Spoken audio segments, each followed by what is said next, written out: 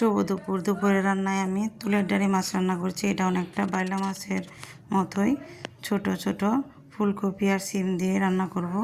কোন এলাকায় এটাকে কী মাছ বলে কমেন্টে জানাবেন।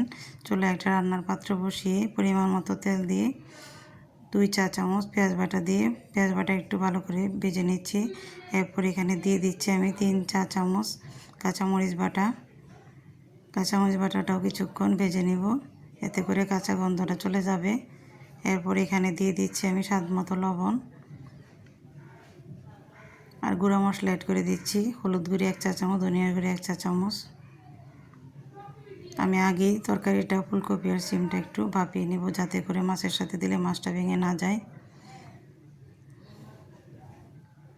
ফুলকপি আর সিমটা কিছুক্ষণ কষিয়ে নেওয়ার পর এখানে আমি মাছগুলি দিয়ে দিলাম। এটা অনেকটা বাইলা মাছের মতোই। টমেটো দিয়ে দিলাম, কষিয়ে নিচ্ছি মাছগুলি সহ। এখন অল্প একটু জল দিয়ে দিচ্ছি। জলটা দিয়ে আর কিছুক্ষণ জাল করে নিলে আমার তরকারিটা হয়ে যাবে। তো আমি ধনিয়া পাতা দিয়ে নামিয়ে নিচ্ছি। রান্না হয়ে গিয়েছে। এভাবে আপনারা বাসায় ছোটো মাছ ট্রাই করবেন, আশা করি ভালো লাগবে।